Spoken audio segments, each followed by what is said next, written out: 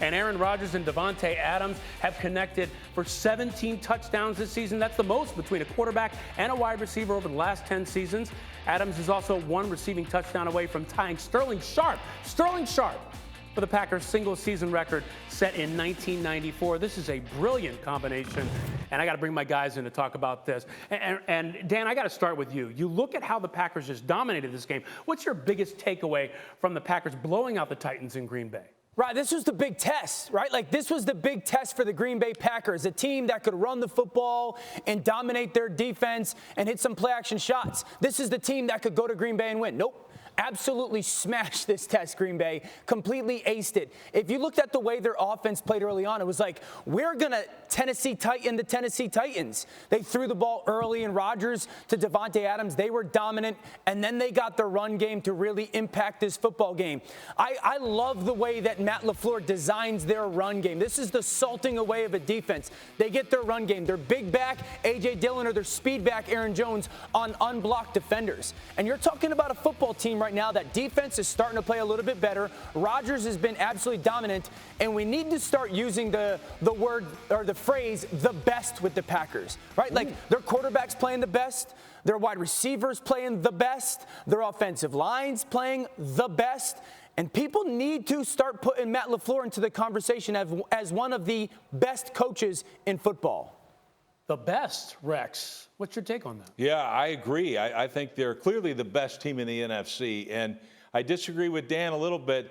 The Packer defense is not playing a little bit better. They're playing a hell of a lot better. Okay. And Mike Pettin and my boy Mike Smith, they got that defense going, and they're well coordinated. They're all coming together, and they're peaking at the right time. Nobody, and I mean absolutely nobody, is going into Lambeau Field in the playoffs and beating them. I don't think that. And quite honestly, when Green Bay takes this team down to Tampa for the Super Bowl, if the Kansas City Chiefs are there, Ryan, I think Green Bay is going to beat them. I like the way this team is. They're going like this. I don't see the same thing with the Kansas City Chiefs. And look, and I get it. Ryan Clark, you're going to go ask. You're going to ask RC, and RC's going to be like, "Here's the playbook." Yeah, I get it. He's right. No, he's right. But there's something about this team. And look, I don't want them to. Ryan, I've said all the whole season, I don't want the Packers to because they butchered the draft. But, man, my eyes are telling me that this is the best team in the NFL. This team is better than the Chiefs. This team is so. Better than right now, I believe they are. RC, weigh in, man. Oh, man, y'all cut that out. You know what happens, guys? This is what happens. We get so tired. We get so tired of the Chiefs, and it's like, man, They just did 3 pirouettes in the backfield, and then they tossed the ball out. Patrick Mahomes ran out the back end, and Keanu Neal broke it up or got an interception by the goal line. This team is doing too much. Oh, we hate them. They barely won the game. Well, hell, they barely won 14 out of the 15 that they played. And we got to remember that. Like, okay, guys, let's calm down. And let's also think about, you beat the Bears and you beat the Lions.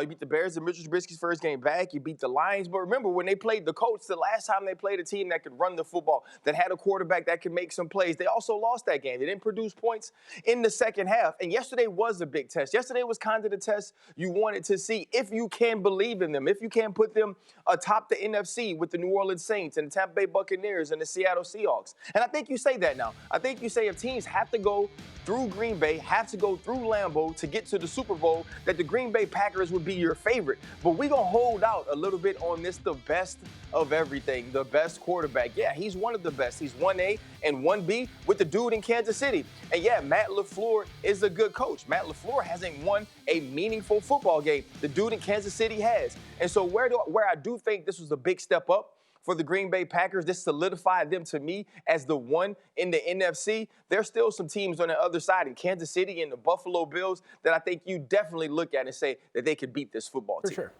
So, Dan, jump in. Is there an argument to be made here that this could be the best team in football in these Green Bay Packers? No, the Chiefs are still the best team. I want to make that very clear. The Chiefs are the best team. Patrick Mahomes is the best player in football. Rodgers is playing the best. Like, he's the hottest. And the Packers are very good, right? Like, if you looked at the Packers as a football team and you said, what was their flaw? You would point to the defense and you go, well, their run defense. Tell me who in the NFL has a dominant run game, like the San Francisco 49ers did last year that married with the dominant defense. It's the Rams, and we got to see if they get in. win. That's why the Packers are so hot going into the playoffs. Thanks for watching ESPN on YouTube. For live streaming sports and premium content, subscribe to ESPN+.